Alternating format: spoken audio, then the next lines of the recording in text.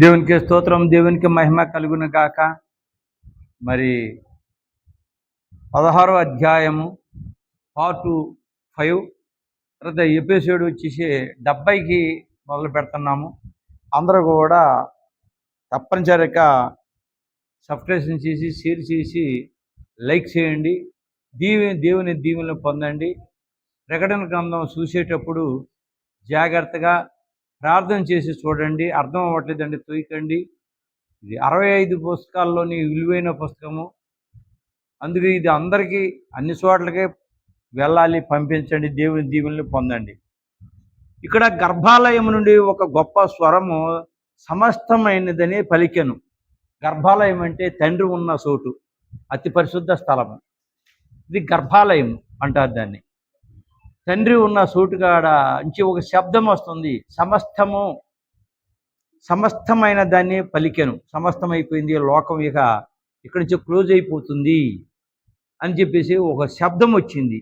ఇది సింహం నుండి వచ్చాను. సింహం అంటే దేవుని దగ్గర నుంచి, యెహోవా తండ్రి దగ్గర నుంచి వచ్చింది ఈ శబ్దము.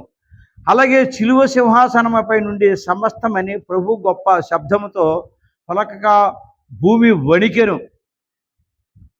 ప్రభు శిలువ మీద ఉండి, తండ్రి నీవు వచ్చిన ఈ పని సమస్తమైపోయింది, నా ఆత్మని మీరు తీసుకోవచ్చు అని యేసు ప్రభు తండ్రికి ఏనాడే ఎప్పుడైతే చెప్పాడో అప్పుడు సమస్తము కూడా అయిపోయింది అనగానే, 7 మాటలు అన్నీ అయిపోయింది అనగానే అతని ఆత్మని తండ్రి తీసుకున్నారు. బండలో బద్దలాయను సమస్తం ఆయనని చెప్పుచున్న గొప్ప స్వరము వెంట మెరుపులు. బండలో బద్దలాయను సమస్తమని చెప్పుచున్న గొప్ప స్వరము వెంట దేవుడు పలుకుచున్నాడు. పలుకుచున్న ఎంట మెరుపులు వస్తున్నాయి. మెరుపులే కాకుండా ధ్వనులు కూడా వచ్చినాయి. ఉరుములు పుట్టెను. ఇప్పుడు మామూలుగా ఈ వర్షంలో మెరుపులు ఉరుములు కాదు, భయంకరమైన మెరుపులు, భయంకరమైన ధ్వని. గొప్ప భూకంపము కలిగాను. మంచి భూకంపము, ఇప్పుడు ఎన్నడు రాని భూకంపము జరిగింది. మొత్తం భూమి అంతా కూడా కదిలిపోయింది. పరలోక సంబంధమైన గొప్ప కార్యములు భూమి యందు జరుగునప్పుడు గొప్ప మెరుపులు కలుగును అని వ్రాసి ఉంది. పరలోక సంబంధమైన గొప్ప కార్యములు, మంచి కార్యములు జరిగినప్పుడు, భూమి యందు జరుగుతున్నప్పుడు గొప్ప మెరుపులు కలుగును. మెరుపులు కూడా భూలోకం మీద స్టార్ట్ అయింది. భూలోకంలో ప్రభు శిలువ మ్రానుపై ప్రాణం పెట్టిన గొప్ప పని జరగగానే పరలోక ఉరు కొనలేదు, అయ్యో అని అనిను. పరలోకము ఊరు కొనలేదు, అయ్యో అని అన్నది. భూలోకంలో ప్రభు శిలువ మ్రానుపై ప్రాణము పెట్టినప్పుడు పరలోకంలో ఊరుకోలేదు, అయ్యో అయ్యో అని ఘోషించారు. భూలోకం మీద అయితే ఘోషించడం తక్కువ, కానీ పరలోకము ఎక్కువ ఘోషించింది. ఉరుములు మేఘములో నుండి పుట్టినవి కానీ ధ్వనులు వచ్చనని ఉన్నది. ఉరుములు మేఘము నుంచి, మెరుపులు ఉరుములు వచ్చింది, కానీ అక్కడ ధ్వనులు కూడా వచ్చింది దేవుని శక్తితో. దీని అర్థం ఏమిటి? ఉదాహరణకు ఒక గ్రామంలో ఇండ్లు కాలుచుండగా ఇండ్లు వారు కేకలు వేయుచున్న ధ్వని. ఈ ఇళ్ళు కాలిపోతున్నప్పుడు అయ్యో అయ్యో అయ్యో అని పెద్ద పెద్ద ధ్వనులు, శబ్దాలు వస్తూ ఉంటాయి. ఆ ధ్వని, ఇలాంటి ధ్వని ఇక్కడ కనబడుతుంది. పరలోక వాస్తవ్యులు అయ్యో అయ్యో అని ధ్వని చేయుదురు. ఈ భూకంపం వచ్చిన తర్వాత, ఒకటి యేసు ప్రభు శిలువ మీద మరణించినప్పుడు సమస్తము అయిందన్న తర్వాత ఒక ధ్వని వచ్చింది. ఇప్పుడు కూడా ఒక ధ్వని, అలాంటి ధ్వని ఒకటి వస్తుంది. భూలోకములో ఒక అంధకారమైన పని జరుగుతుండగా, భూలోకంలో ఒక అంధకారమైన పని జరుగుతుండగా ఏం జరుగుతుందో భూలోకం మీద 7 ఏళ్ల శ్రమ, అంతక్రీస్తు అపవాద ప్రవక్త పరిపాలన, ఇదే అంధకారమైన పని. పరలోక వాస్తవులు ఆహా ఎంత సంతోషము! భూలోకం మీద ఎంత చెప్పినా కూడా ప్రజలు వినలేనందుకు, ఎన్ని తెగులు ఎన్ని వచ్చినా కూడా ఎవరు వినలేదు. ఇప్పుడు భూకంపమే జరుగుతుంది అని పరలోకము, ఇన్నాళ్ళకి మా ప్రార్థన ఆలకించావా దేవా అని వాళ్ళు సంతోషిస్తున్నారు. సర్వాధికారి అయిన ఓ దేవా నీకు స్తోత్రమనే గొప్ప ధ్వని చేయుదురు. పరలోకమంతా కూడా ధ్వని ఏర్పాటు చేస్తున్నారు. మేము ఎన్ని చెప్పినా కూడా మీరు వినలేదు తండ్రి. ఇప్పుడు నీ చిత్త ప్రకారంగా 7వ ముద్ర ఇప్పగానే, ఆ 7వ ముద్ర భూమి మీద ఇప్పగానే ఈ సమస్యలు, భూకంపము జరుగుతుంది తండ్రి, నీకు స్తోత్రములు అని దేవదూతలు దేవుని ఘోషిస్తున్నాయి. క్రిస్మస్ కాలంలో భూలోకమందు సంతోషము, క్రిస్మస్ దేవుడు పుట్టాడని బహు ఆనందము, బహు సంతోషము, పండగలాగా చేసుకుంటాము క్రైస్తవులందరూ కలిసి. పరలోకమందు దేవదూతల సమూహంతో సంతోషము. భూలోకమే కాకుండా పరలోకములో కూడా దేవదూతలు, ప్రవక్తలు, పరిశుద్ధులు అందరూ కూడా బహు సంతోషము ఈ క్రిస్మస్ పండగకి. భూలోకమునందు విచారము జరిగితే పరలోకము విచారము. భూలోకం మీద విచారము ఏంటంటే విచారణ. నీతిమంతులు ఎవరు, అవినీతిమంతులు ఎవరు, పరిశుద్ధులు ఎవరు, అపపరిశుద్ధులు ఎవరు, ఈ వివరణ భూలోకం మీద జరుగుతుంటే పరలోకం మీద కూడా అదే జరుగుతున్నాయి. ఒకటి, త్రిత్వం యొక్క ధ్వనులు. త్రిత్వం అంటే తండ్రి, కుమార, పరిశుద్ధాత్మ ముగ్గురు కలిసినప్పుడు వచ్చే ధ్వని, భయంకరమైన ధ్వని. 2, దూతల యొక్క ధ్వనులు. దూతలు కూడా బాగా అంగలారుస్తున్నాయి, పెద్ద పెద్ద శబ్దాలు చేస్తున్నాయి, పెద్ద ఆనందిస్తున్నాయి, ఎగురుతున్నాయి, గంతులేస్తున్నాయి. 3, పరిశుద్ధుల యొక్క ధ్వని. భూమి మీద ఎవరైతే దేవుని దగ్గరికి వెళ్ళారో వీళ్ళు పరిశుద్ధులు. ఈ పరిశుద్ధులు కూడా అబ్బా మేమందరం కూడా కలుసుకునే సమయం ఎప్పుడు వచ్చింది అని అవి. తర్వాత ఈ భూలోకం మీద ఉన్న పంచభూతాలు, అవి ఎక్కువ ధ్వని. ఇవన్నీ కూడా ధ్వని. ఇవి పరలోక ధ్వనులు. ఇవన్నీ కూడా పరలోకంలో ఉన్న ఎక్కువ ధ్వనులు. ఉరుము మనుషులను భయపెట్టినది. భూలోకం మీద ఉరుము ఉరిస్తే పిడుగు పడుతుంది. ఆ పిడుగు ఎక్కడ పడింది, మన మీద పడుతుందా, పక్కన పడుతుందా అని భయాందోళన చెందుతారు. ఇవి ఏ రీతిగా నుండవలనో మనకు వినిపడినప్పుడు తెలుసుకుంటాము. మనకు అది ముందు ఏ రూపంగా ఉంటుందో మనకు తెలియదు, కానీ అది మాత్రం తెలుసుకున్న తర్వాత మనకు భయం పుట్టుతుంది ఆ శబ్దం వచ్చినప్పుడు. మనుషులు సంతోషం ఉంటే ఆ ధ్వని, లేక దుఃఖంతో ఉంటే ఆ ధ్వని. మనుషులు సంతోషం ఉంటే ఆ ధ్వని, లేక దుఃఖంలో ఉన్నా కూడా ఆ ధ్వని వస్తుంది. రెండిటి కూడా ఉపయోగపడుతుంది. ఉదాహరణ, ఈ ప్రకటన గ్రంథంలోనే గూఢమైన సంగతులు విడిచెప్పుట సంతోషమే. ఈ ప్రకటన గ్రంథంలో ఉన్న గూఢ భావాలు, గూఢ అర్థాలు ఏ ప్రవక్త ఎక్కడ ఎప్పుడు చెప్పలేనివి. ఇది రాసింది యోహాన్ గారు రాశారు, కానీ యోహాన్ గారు కూడా అర్థాలు చెప్పలేదు. చెప్పు ప్రభా రాస్తానంటే నువ్వు చెప్పొద్దు, నేను ఆ సమయంలో నా బిడ్డలకి బయలుపరుచుకుంటానన్నారు. ఈ ప్రకటన గ్రంథంలో ఉన్న ధ్వని, ఈ మాటలు స్వయాన యేసు ప్రభువే ఇది వివరించారు. అంతేగాని ఏ భక్తుడు కూడా రాసింది కాదు. రాసింది యోహాన్ గారు అయితే వివరణ రాసింది మాత్రం, చెప్పింది మాత్రం యేసు ప్రభు. దీనిని బట్టి పరలోక వాస్తవులు సంతోష ధ్వని చేయుదురు.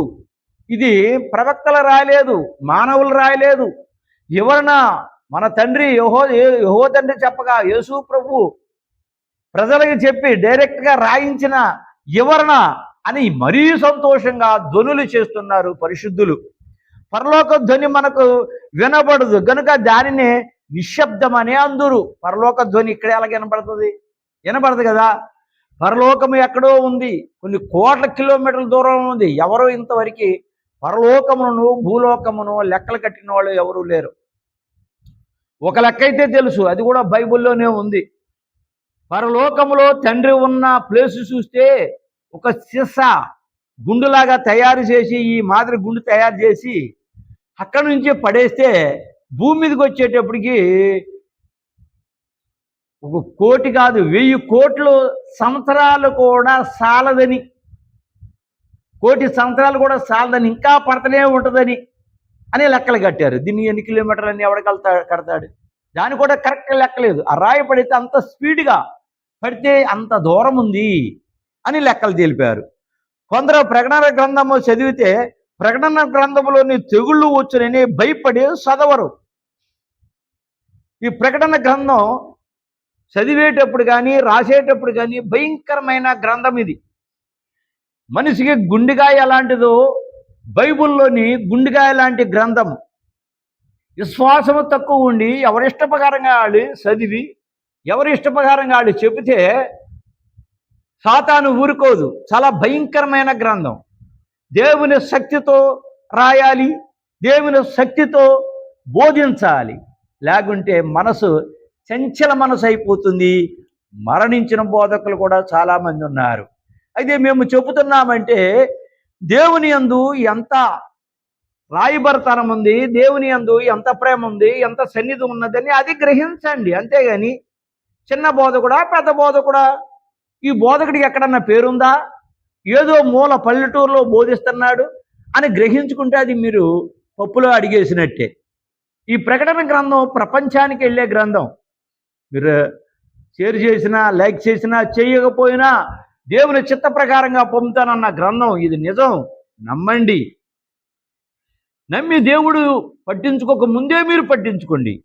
కూడా చూడండి, భూలోకం మీద ఎంతో గొప్ప గొప్ప వాళ్ళు ఉన్నారు, రాజకీయ నాయకులు ఉన్నారు.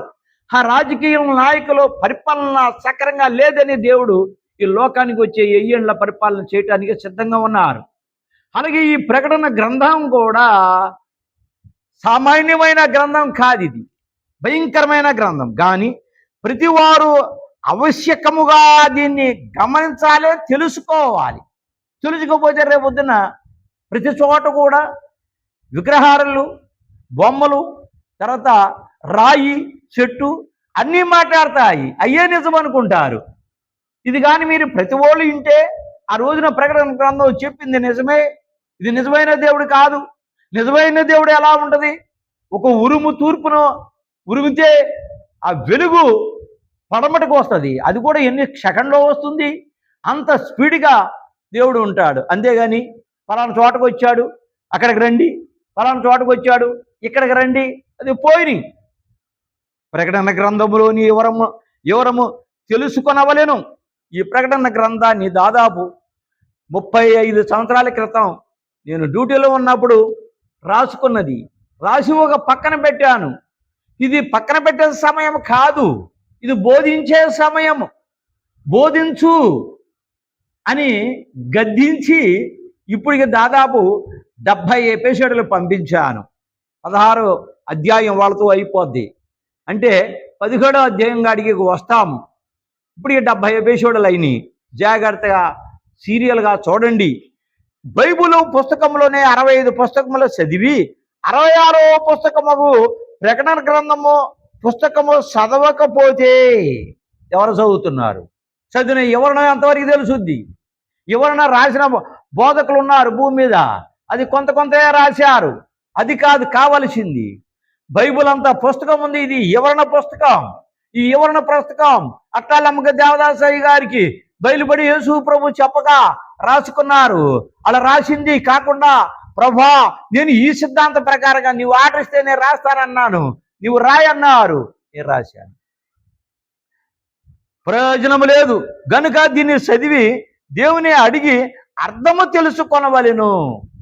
దీన్ని చదివిన తర్వాత దీని అర్థం తెలుసుకోవాలి. నేను 7 సంఘాల కోసం ఎన్నో బాధలు పడ్డాను. అసలు చదువుతుంటే నాకు అర్థమే అవ్వడం లేదు. అర్థం అవ్వకపోతే ఎలా రాస్తాను? ఎతటోడికి ఎలా చెబుతాను? 3 సార్లు చదివాను, 4 సార్లు చదివాను, అయినా అర్థం అవ్వలేదు. ప్రభా 7 సంఘాలు వదిలేసి మిగిలింది రాస్తానంటే 7 సంఘాలు వదిలేస్తే నువ్వేమీ రాయక్కర్లేదు. ఏది నీకు అర్థం అవ్వదు, ప్రజలుగా అర్థం అవ్వదు. 7 సంఘాలు రాయమన్నారు. మరి అర్థం అవ్వట్లేదు ప్రభు అన్నాను. ఉపవాసం ఉండి ప్రార్థన చేయన్నారు. అప్పుడు ఉపవాసం ఉండి ప్రార్థన చేసినప్పుడు అప్పుడు చదువుతుంటే ఈజీగా అర్థమైంది. అది కూడా రాసి మీకు ముందుగా విడుదల చేశాను. పెద్ద భూకంపము కలిగాను. ఎప్పుడు? 7వ దూత భూమి మీద పాతన్న కొమ్మరింపగా. మనుషులు భూమి మీద పుట్టినది మొదలుకొని అట్టి మహాభూకంపము ఎంతవరకు కలగలేదు. అది పెద్ద భయంకరమైన భూకంపము. 4.5 అంటే చిన్నది, 3.5 అంటే ఇంకా చిన్నది, 5.5 అంటే చిన్నది, 7.5 వచ్చిందంటే అదే పెద్ద భూకంపము. ఇది ఇంకా భయంకరమైన భూకంపము వచ్చింది. అది ఎంత మహా గొప్పది! ఇది సామాన్యమైన భూకంపం కాదు. ఈ భూకంపము ఎందుకు కలిగను? ఇంత పెద్ద భూకంపం ఎందుకు కలిగింది? భూమి పతనమైపోవటానికి.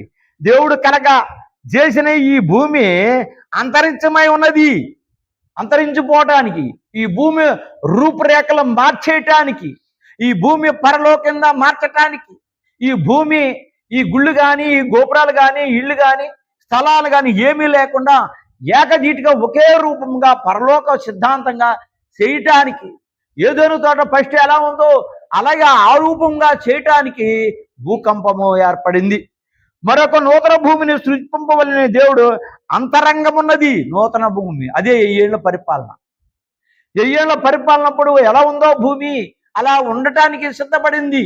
ఈ ఊరు ఇదని, ఆ ఊరు అదని ఎవరికి గుర్తుండదు.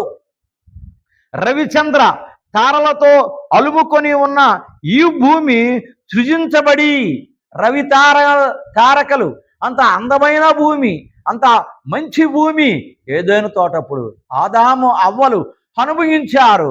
అలాగే కాకుండా పంచభూతాలు కూడా ఆ పరిపాలన చూసి ఉన్నాయి. అది చాలా మంచి పరిపాలన, కుట్రకుతంత్రాల పరిపాలన కాదు.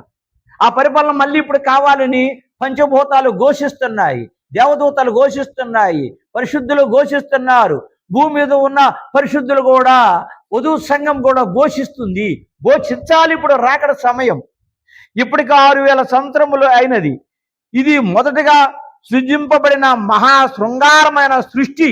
అప్పటి నుంచి ఇప్పటికి ఈ భూమి చాలా శృంగారం, అందమైన భూమి. ఈ సృష్టిలోనే ఆకాశ మండలము మహా తేజస్సులతో ఉండెను. ఈ సృష్టిలోనే ఆకాశ మండలము మహా తేజస్సుతో ఇదివరకు ఉండెను. ఈ రీతిగా సృజించబడిన భూమి మీదనున్న ఆదాము పాపము చేయగా భూమి ఆ రూపురేఖలన్నీ కూడా నశించిపోయింది. ఇప్పుడు చూసే భూమికిను అప్పుడు ఆదాము అవ్వ ఉన్నప్పుడు భూమికి సంబంధం లేదు. ఎందుకని? ఆ భూమి అప్పుడు ఆదాము అవ్వ ఒక్క చోట పడుకోలేదు. ఎంత దూరం తిరిగినా సరే ఇంకా ఉంది భూమి. భారతదేశం అంత ఉంది ఆ తోట. ఆ తోటలో ఏమున్నాయి? ఇలా వంట చేసుకోవాల్సిన అవసరం లేదు. వాళ్ళు ఇష్టమైన పళ్ళు, రకరకాలైన పళ్ళు, ఒక రూపమైన రకాల పండు కాదు. ఇది తింటే అది మధురము, అది తింటే అది మధురము. ఎక్కడ చెట్టు ఉన్నా సరే మధురమైన పళ్ళు, మధురమైన పువ్వులు, వాసన. ఎక్కడ పడుకున్నా ఆనందంగా ఉండేది ఆ రూపురేఖలు కలిగిన భూమికిను. ఇప్పుడున్న భూమికి అసలు పుత్తి ఎక్కడిది? పాపము చేసి ఈ భూమి రూపురేఖలే మారిపోయినాయి. ఈ రూపంగా చేపలు, సముద్రము, పక్షులు, జంతువులు, వృక్షములు మొదలు గాలి అంతా చెడిపోయేటకు ఆరంభించాను. మళ్ళీ ఈ పాత్ర భూమి మీద ఎప్పుడైతే కుమ్మరించిందో 7వ దూత, ఇవన్నీ కూడా నాశనం అయిపోయినాయి. అసలు ఈ రూపురేఖలు లేకుండా అప్పుడున్న రూపురేఖలు వేరు, ఇప్పుడున్న రూపురేఖలు వేరు. ఈ రూపురేఖలు కూడా నాశనం అయిపోతున్నాయి. భూమి మీద ఉన్నాయి అన్నీ కూడా గతించిపోతున్నాయి. ఇది 7వ శ్రమ కాలంలో, ఈ 7వ పాత్ర కాలంలో, ఈ మహాభూకంపం వల్ల దేవుని సృష్టి 7 శ్రమ కాలంలో 7వ బోర కుమ్మరించగా అప్పుడు ఇవన్నీ కూడా మహాభూకంపము, దేవుని సృష్టి ఈ మొదటి భూమి పూర్తిగా పాడేయాలి. ఈ భూమి ఉండదు. ఇవన్నీ కూడా శ్మశానంలాగా కాకుండా మంచి ఇవన్నీ కూడా శుభ్రంగా తుడిచిపెట్టి పడతాది. తుడిచిపెట్టి పడ్డ తర్వాత అప్పుడు మంచి భూమి, 1000 ఏళ్ల పరిపాలన భూమి ఏర్పడుతుంది. ఈ భూకంపము సామాన్యమైనది కాదు, భయంకరమైన భూకంపము. పెద్ద పెద్ద మిద్దులు ఉన్నాయి, మేడలు ఉన్నాయి, ఎన్నెన్నో అంతస్తులు ఉన్నాయి. దుబాయ్లోనే కట్టారు. అది ఏసీ 24 గంటలు ఉంటేనే, లేకుంటే అక్కడ గాలి ఉండదు. ఎందువలంటే చాలా ఎత్తు అయిపోయింది. అలాంటి డాబాలు కూడా, అలాంటి అపార్ట్మెంట్లు కూడా భూమి ఇడిపోయేటప్పటికి మొత్తం కప్పబడిపోద్ది, ఏది మిగలదు. అలాంటి భూకంపము ఇటువంటిది ఎన్నడూనూ ఉండలేదు. ఎందుకు జరుగుద్ది? లాస్ట్ అండ్ ఫైనల్ కదా. కొత్త ఆకాశం కొత్త భూమి చూసే వాళ్ళకి ఇది కదా. దీని పేరు సర్వభూమిని కప్పింపజేయు భూకంపము. సర్వము భూమిని కప్పింపజేయు. ఇదే ఇందాక చెప్పింది. పెద్ద పెద్ద దివంతులు, పెద్ద పెద్ద మరి అపార్ట్మెంట్లు మొత్తం అన్నీ కూడా భూమిలో కప్పడిపోయే భూకంపం. కప్పడిపోవాలంటే ఏం చేయాలి? భూమి ఇడిపోవాలి. ఇడిపోయిన తర్వాత కప్పడిపోయినప్పుడు భూమి సరి అయితేనే కానీ ఈ సరి అవ్వు. అలాంటి భూకంపం. పాత భూమి, పాత మనుషులు పాపములో మునిగిపోయిన వారు, పాత భూమి, పాత మనుషులు, పాపంలో మునిగిపోయిన వారందరూ కూడా అందులోని సమస్తమైపోతారు.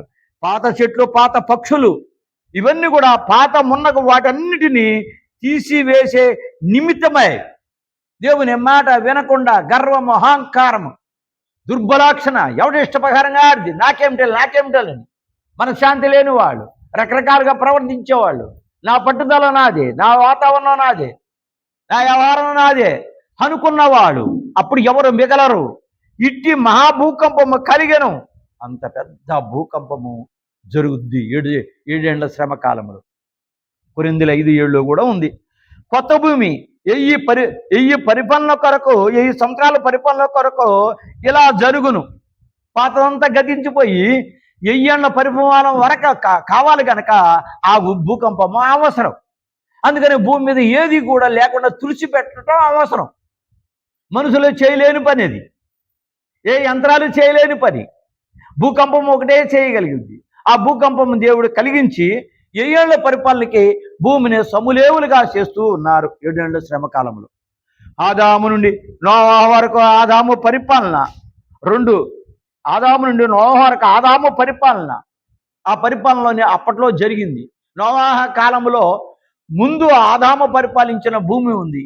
నోవహు కాలం వచ్చేటప్పటికి కొంత మార్పు వచ్చేసింది. 2 నోవహు నుండి 2వ రాకడ వరకు నరులు పరిపాలన.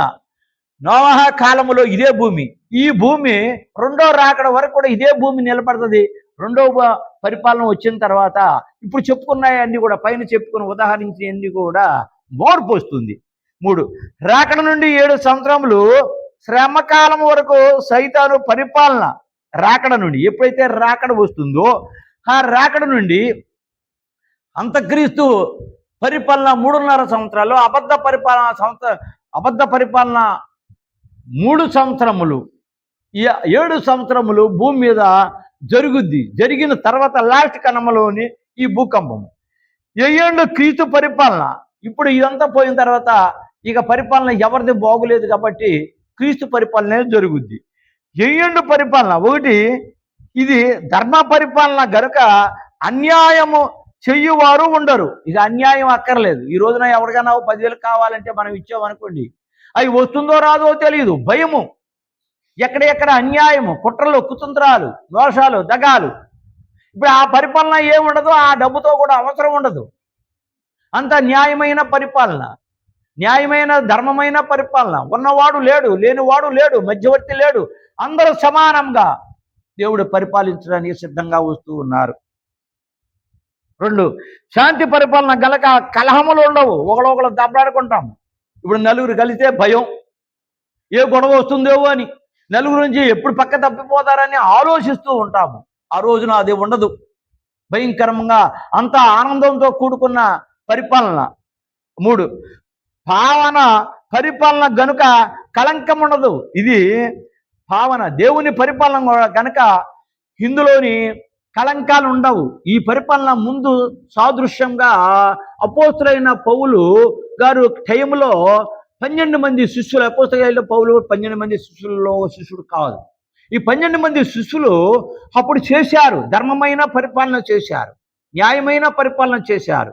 ఆ పరిపాలన సాదృశ్యంగా ముందు చూపించారు. అదే పరిపాలన 7 ఏళ్ల పరిపాలనలో జరుగుద్ది. క్రీస్తు పరిపాలన గనుక అందరికీ స్వతంత్రత ఉండును. క్రీస్తు పరిపాలన కనుక అందరూ సమానులే, అందరికీ కూడా న్యాయంగా ఉంటుంది. వ్యాధి మరణములు ఉండవు, వ్యాధులు రావు, మరణాలు రావు. నీతి న్యాయ పరిపాలన జరుగును. నీతిగాను పరిపాలన చక్కగాను అందరూ ఏకరీతిగాను జరుగుతుంది. భూకంపమును బట్టి మార్పు కలుగును. ఈ భూకంపం ఎప్పుడు వచ్చిందో అప్పుడు వాతావరణం మార్పులన్నీ కూడా మార్పు వచ్చేసింది. ఎర్మెగేదేను యుద్ధము వల్ల దుష్టులందరూ నశించబడుదురు. ఆ తర్వాత లేషన్ పైనేల్లో 6వ నది కాడ ఎర్మెగేదు యుద్ధము. ఇప్పుడు 70 ఎపిసోడ్లు జరిగినాయి. వెనకాల ఎపిసోడ్లోని ఆ ఎర్మెగేదు యుద్ధం కోసం, తర్వాత ఆరాపతి నగది కోసం వివరంగా మీకు చెప్పి ఉన్నాను. అవి చూడండి. పరలోక సైన్యము భూమి మీదకు వచ్చి భూలోకమందున శత్రు సైన్యమును శుభ్రంగా నాశనం చేయను. పరలోక సైన్యము భూమి మీదకి వచ్చి భూలోకమందున్న శత్రువు సైన్యము, సాతాను సైన్యము, అంతక్రీస్తు సైన్యము, అబద్ధ ప్రవక్త సైన్యము, సాతాను సైన్యము, వీళ్ళందరినీ కూడా మట్టు పెట్టేస్తుంది. ఇక దిగులు ఉండదు, వ్యాధి ఉండదు. 16వ అధ్యాయం 19వ వచనం, ప్రసిద్ధమైన మహాపట్టణము 3 భాగములయ్యాను. మంచి పట్టణము. ఈ పట్టణము 3 భాగాలుగా ఆ రోజున విడిపోతుంది. అన్యజనుల పట్టణంలో కూలిపోవును, అన్యులుగా ఉండరు. ఆ పట్టణం వెంటనే కూలిపోతుంది. తన తీర్థమైన ఉగ్రతను మద్యం గల పాత్రను మహాబాబులోని వారికి ఇవ్వవలని దాని దేవుని సముఖముందు జ్ఞాపకం చేసిరి దేవదూతలు. ఎవని మధ్యకాల పాత్రను మహాబాబులోనికి ఇవ్వాలని దాన్ని దేవుడు సముఖముందు జ్ఞాపకం చేసిన. ఓ తండ్రి, ఆ రోజున పిలాతు ఎదుర్కొంటా నా మీద నా బిడ్డల మీద పడును కాకని మిమ్మల్ని చిత్రహింసలు పెట్టి మిమ్మల్ని సిలువు అప్పచెప్పి కొట్టి ఈడ్చి తన్ని ఎన్ని చేశారు, మా మీద పడునని చెప్పేసి కోరుకున్నారు కదా. ఇది ఇప్పుడు గుర్తు చేస్తున్నాను తండ్రి.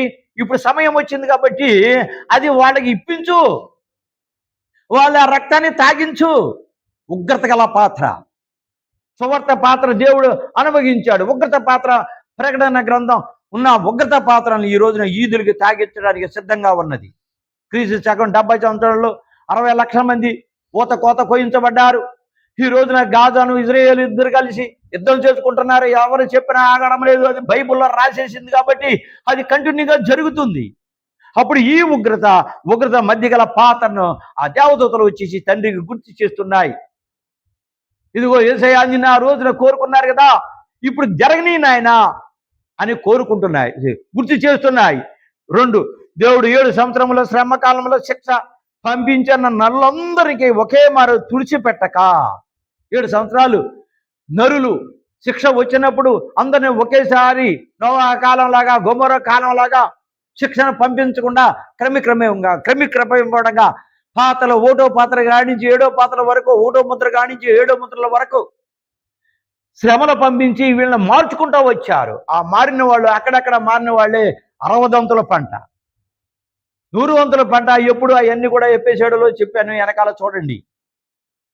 లాస్ట్ పడినాలు 30 వంతుల పంట. వీళ్ళకి పెద్ద అధికారాలు ఉండవు. ఇక గత్యంతరం లేక దేవుడా నువ్వే అని చెప్పేసి ఉండే 30 వంతుల పంట క్రమంగా అనగా భాగములుగా విభజించి, ఒక రూపిణి కాదు రకరకాలుగా విభజించారు. కొంచెం శ్రమలు వచ్చినప్పుడల్లా కొంతమంది మారారు, శ్రమలు వచ్చినప్పుడల్లా కొంతమంది మారారు. ఈ మార్పు వచ్చి విభజించి అవిశ్వాసమైన వారందరినీ నాశనము చేశాను. దేవుని నమ్ముకున్న వాళ్ళు పరిగిలాగా ఏరుకెళ్ళిపోయారు.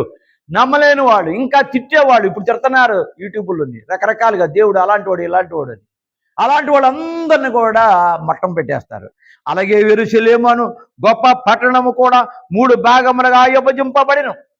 యెరూషలేము పట్టణము కూడా 3 భాగాలుగా విభజింపబడిను. ప్రవక్త అయిన జకర్యా తన గ్రంథములో 14వ అధ్యాయం 44-45 వచనములు, అప్పుడు కొండలు పగులుననే రాసి ఉన్నది. ఆ సమయం ఇదే. 7 ఏళ్ల శ్రమ కాలంలో కొండలు పగిలిపోతాయి, బేట్లు ఇచ్చేస్తాయి. ఆ కొండలు మధ్యలో గలుగు లోయలోనికి పరిశుద్ధుల ఆశ్రయం కొరకు వెళుదురని వ్రాయబడిను. ఎప్పుడైతే భూకంపం జరిగిందో, ఆ భూకంపం జరిగినప్పుడు కొండలు బద్దలవుతాయి. జకర్యా రాసిన సిద్ధాంతం అప్పుడు జరుగుద్ది. అప్పుడు భూమి మీద ఉన్న ప్రజలు, అంటే దేవుని నమ్ముకున్న ప్రజలు, దేవుని యందు విశ్వసించిన ప్రజలు, అయ్యో నా భార్య పరలోకానికి వెళ్ళిపోయింది, నా బిడ్డలు పరలోకానికి వెళ్ళిపోయారు, నేను భూమి మీద ఉండి నేను దేవుని నమ్మకుండా నశించిపోయాను అని అల్లడించే ప్రజలు, దేవుని యందు విశ్వసించి 666 ముద్ర వేసుకోకుండా నిలబడి ఉన్న ప్రజలు, దేవుని యందు విశ్వసించిన ప్రజలు ఆ జకర్యా రాసిన ప్రకారంగా కొండల్లోకి వెళ్ళి తల దాచుకుంటారు. దేవుడు ఏర్పాటు చేసింది అది, ఏలియాని ఏర్పాటు చేసినట్టు. ఈ లోకంలోని లౌకిక ఈ లోకంలోని అన్యాయము, కుట్ర, కుతంత్రం, మోసము, దగ ఇవన్నీ కూడా అన్యాయంగా ఏర్పాటు చేసింది. ప్రపంచమంతా 3 భాగములుగా పగిలిపోయాను. ఈ ప్రపంచం మొత్తం అంతా 3 భాగాలుగా విభజించబడింది. రాజ్యము 3 భాగములుగా పగిలిపోవును. ఈ ప్రపంచం 3 భాగాలు కాకుండా రాజ్యం కూడా 3 భాగాలుగా పగిలిపోయింది. తన తీక్షణమైన ఉగ్రతను మధ్యగల పాత్రను బబులోనుకు ఇవ్వవలని దాన్ని సముఖమందు జ్ఞాపకము చేసిరి. ఎవరు జ్ఞాపకం చేశారంటే ఆ దేవదూతలు తండ్రికి వచ్చేసి ఇక్కడ జ్ఞాపకం చేస్తున్నారు. ఉగ్రత పాత్ర ఇది తీక్షణమైన దేవుని ఉగ్రత పాత్ర. ఈ పాత్రలో దేవుని ఉగ్రత ఉన్నది. ప్రకటన గ్రంథం ఉగ్రత పాత్ర, ఇందులో ఉగ్రత ఉన్నది, కోపం ఉన్నది. దూత తీసుకొని వెళ్ళి లౌకికమనే బబులోనుకు ఈ ఉగ్రత పాత్రలోనిది త్రాగించవలని చెప్పిరి. నేను తాగాను కదా సువార్త పాత్రని, ఇప్పుడు ఉగ్రత పాత్ర వచ్చింది కదా, ఈ ఉగ్రత పాత్రని తీసుకెళ్ళి యూదులు ఏదైతే పిలాతు ఎదుర్కొంటా కోరుకున్నారో వాళ్ళకి ఇవ్వండి, వాళ్ళకి పట్టించండి. ఈ పట్టించటం అంటే ఏమిటి? ఊత కోత కోయటం, భూకంపము రావటం, భూకంపంలో మనుషులు చచ్చిపోవటం, ఇదే కోత. ఎందుకనగా త్రాగించవలెను. ప్రభు ఈ భూలోకమందు ఉన్నప్పుడు తన శిశువులైన యోహాను యాకోబులతో నేను త్రాగే ఉన్న గిన్నెలోనిది మీరు త్రాగగలరా అని ప్రశ్నించాను. ఎందుకు ప్రశ్నించాడు శిశువుల్ని? శిశువులు అడిగిన మాట ఏమిటి? తండ్రి యేసయ్యా, నీ పక్కన కుర్చీలోని, నీ పక్కన సింహాసనంలోని మేము ఉండాలయ్యా అని కోరుకున్నారు. అయితే నీ తాగిన పాత్ర మీరు తాగలరా? నీ పడ్డ శ్రమలు మీరు పడగలరా అన్నప్పుడు పడతామన్నారు. అందుకనే వాళ్ళని శ్రమల్లో ఒక్కొక్కరికి సిలువేసి, ఒక్కొక్కరికి బళ్ళెం పోటుతో, ఒక్కొక్కళ్ళని రకరకాలుగా శ్రమల్లో చంపారు. యోహాను గారు ఒక్క అతను తప్ప. ఈ 2 గిన్నెలు ఏమిటి? ఒకటి ప్రభు త్రాగనై ఉన్న గిన్నె, ఇది స్వార్థ గిన్నె. 2 ప్రకటనలో ఉన్న గిన్నె, భయంకరమైన ఉగ్రత గిన్నె. ఇప్పుడు చెప్పొచ్చేదంతా కూడా ఆ ఉగ్రతే. ప్రకటనలోని గిన్నెలోని ఉగ్రత ఉన్నది, సువార్తలోని గిన్నెలలో శ్రమలు ఉన్నవి. శ్రమల వల్ల సువార్తల గిన్నెతో మరణించాడు యేసు ప్రభు. శ్రమల వల్ల ఒకేసారి మరణించలేదు ప్రభు. 3 కోట్లకు వెళ్ళారు, సిలువును ఎక్కారు, ఇక్కడి నుంచి అక్కడ దాకా నడుచుకుంటా వెళ్ళి వెళ్ళి వెళ్ళి ఎన్నో శ్రమలు పడి మరణించారు. కానీ ఉగ్రత గిన్నె అలా కాదు, ఎక్కడికెక్కడికే నరకటం, ఎక్కడికెక్కడికే పాషాణం. ప్రభు త్రాగిన గిన్నెలోనిది శ్రమలున్నాయి. రేపు బబులోను అను లౌకిక త్రాగబోయే గిన్నెలోనిది ఉగ్రత. ఉగ్రత అంటే ఏంటి? నరకటమే. ఈ ఉగ్రత ఉన్నది ప్రకటన గ్రంథంలో ఉన్న గిన్నె. ఆ గిన్నె యూదులకి, బబులోను వాళ్ళకి తాగించడానికి సిద్ధంగా ఉన్నారు 7 ఏళ్ల శ్రమ కాలంలో. సిలువ మ్రానుపై ఆలాడుతున్న ప్రభు పలికిన 7 మాటలు ఒక మాట దాహము, దాహం వేసింది. కానీ ఆ దాహాన్ని కూడా ఎవరు తీర్చలేకపోయారు. సిరక ఇచ్చారు. ప్రభు దప్పికొనకొచ్చున్నాను అని అన్నప్పుడు రాణులు వారు సిరకను ప్రభు దగ్గర త్రాగినిచ్చిరి. సిరక అంటే ఏమిటి? చేదు. ఆ చేదు దూదికి అంటించి చేదునిచ్చారు. ప్రభు అది మొత్తు అని ఊసేశారు. కానీ సిరకను ప్రభు త్రాగలేదు. ఆ గిన్నెలోనిది ఉగ్రతను బబులోనికి త్రాగవల్లని ఆ రోజున దేవుడు తాగలేదు. ఆ చిరకని బబులోను వాళ్ళకి తాగిస్తారు. ప్రభును సిలువ యొద్దకు నడిపించిన వారు యూదులు. ఆ కాలమందున అన్యులైన రోములైన వారి సహాయముతో ప్రభును కొండపైకి తీసుకుని వెళ్ళి సిలువ మ్రానుక అంటగట్టించి చంపుటకు యూదులే కారకులుగా అయ్యారుగా. రోమన వాళ్ళకి అబద్ధ మాటలు చెప్పి, అబద్ధ సాక్ష్యాలు చెప్పి వీళ్ళందరిని కూడా నడిపించి యూదులు రోమను చెప్పిన మాటలు, దొంగ మాటలు విని ప్రభుని సిలువ దగ్గర నడిపించి సిలువ వేయించారు ఈ యూదులు. ఆ యూదులే తాగాల ఈ ఉగ్రత గిన్నెని. అదేగాక సిరక ఇచ్చి చంపుటకు కూడా పూనుకున్నారు. అంటే మత్తు. ఆ రోజుల్లో లాస్ట్ అండ్ ఫైనల్ మత్తుతో మరణిస్తారు. ఆ మత్తు ఇవ్వటానికి సిద్ధమయ్యారు. మత్తు వలన శ్రమ తెలియకుండా యూదులు చిరక ఇయ్యబోయిరి. దేవునికి స్తోత్రం, దేవునికి మహిమ కలుగును కాక. యూదులు పాపము చేసి పాపము భరించుటకు వచ్చిన ప్రభును శ్రమపరిచి లోకానికి ప్రభు వచ్చింది. ఈ లోకంలో ఉన్న పాపాన్ని తీసివేయటానికి. ఎప్పుడు? ఆదాము కాలం నుంచి రప్సన కాలం వరకు. రప్సన కాలం అంటే ఎప్పటి వరకు? లాస్ట్ కాలం వరకు కూడా పాపాలు తీయాలని, పరిశుద్ధమైన రక్తం కావాలని ప్రభు వస్తే అతను అలా చేయలేదు. కుట్రతో కుతంత్రాలతో చంపారు, శిక్షించి చంపినారు. దప్పికొనుచున్న ప్రభును సిరకని నందించిన యూదులైన వారికి ప్రతిఫలముగా ఈ సిరకని వాళ్ళకి తాగించు, ఈ ఉగ్రత గిన్నె వాళ్ళకి తాగించు, ఈ భూకంపము వాళ్ళకే కావాలి అని ఎవరు గుర్తు చేస్తున్నాయి? దేవదూతలు ప్రభుకి గుర్తు చేస్తున్నాయి. ఈ పాత్రలోని ఉగ్రతను పట్టించవలను. ఆ ఉగ్రత గిన్నె, ఆ శ్రమల గిన్నె వీళ్ళే త్రాగాలి. ఈ 16 అధ్యాయంలో ఈ పాత్రలో ఉగ్రత యూదులకు బదులుగా అన్యులకు పట్టించినట్లుగా ఉన్నది. ఈ శ్రమల కాలంలో పాత్రలో ఉన్నది యూదులకు బదులుగా అన్యులకు పట్టించినట్టుగా ఉన్నది.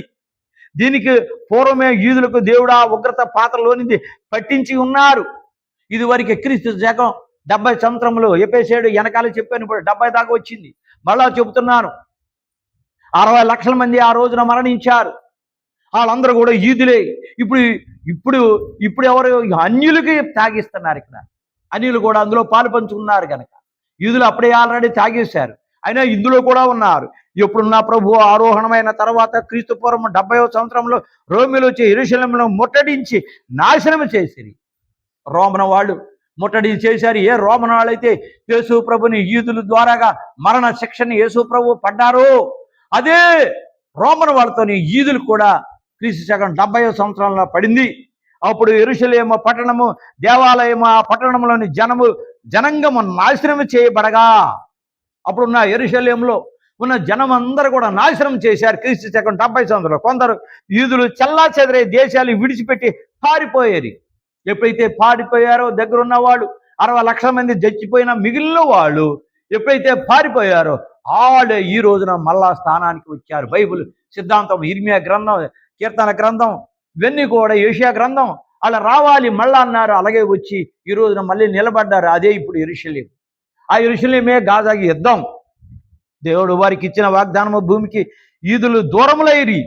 దేవుడు ఇచ్చిన వాగ్దాన ప్రకారంగా భూమికి యూదులు దూరమయ్యారు. వాగ్దానం జరిగింది. ఇది ఈ 7 సంవత్సరాలప్పుడు కూడా జరుగుతుంది. ఇదే యూదులకు గొప్ప ఉగ్రత పాత్ర. యూదులకు జరిగేది ఉగ్రత పాత్ర ఇదే. ఇది రోమియోల ద్వారా యూదులకు కలిగిన నాశనం. రోమియోల ద్వారా యూదులకు కలిగే నాశనం, లాస్ట్ అండ్ ఫైనల్ 7 సంవత్సరాలు శ్రమల కాలం. యూదులు రోమేనులు ఆధారంగా చేసుకొని ప్రభువును చంపిరి. ఆ రోజున యూదుని రోమన్లను ఆధారం చేసుకొని యూదుల ద్వారాగా రోమన్ వాళ్ళతో చంపించారు. అలాగే ఈదుల్ని రోమన్ వాళ్ళ ఆధారం చేసుకుని ఈదులు కూడా ఇదే శ్రమ, ఉగ్రత శ్రమ వస్తుంది గనక ఆ రోమియోల ద్వారానే ఈదులు నాశనమయ్యారు.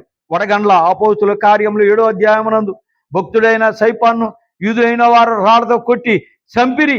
ఈ సైపాను కొట్టి చంపుతున్నప్పుడు ఈ సైపాన్ అన్నాడు, ప్రభా వీళ్ళు ఏం చేస్తున్నారో వీళ్ళు తెలియదు, ఇలా క్షమించమన్నాడు. మానవుడై ఉండి కూడా గొప్ప పలుకు పలికాడు. దానికి ప్రతిఫలము 5 మణుగుల బరువుగల వడగండ్లతో మంచురాళ్లతో దేవునిడు వారిని బాధపరిచెను. ఒక మానవుడు నీ రాళ్లతో కొట్టి చంపినందుకు ఈ కొట్టిన సైపాను పాత్ర ఏమిటంటే అతను అన్యాయంగా చంపినందుకు 5 కేజీలు కలిగిన వడగళ్ళు పెట్టి ఆ రోజులో 7 ఏళ్ల శ్రమ కాలంలో కూడా చంపడానికి సిద్ధంగా ఉన్నారు. మానవుడు దేవుని యందు విశ్వసించిన కృతజ్ఞత దేవుడు ఇక్కడ ఏర్పాటు చేస్తున్నాడు. 5 ఐగుప్తుది తెగుళ్లలో 7వది వడగండ్లు తెగులు.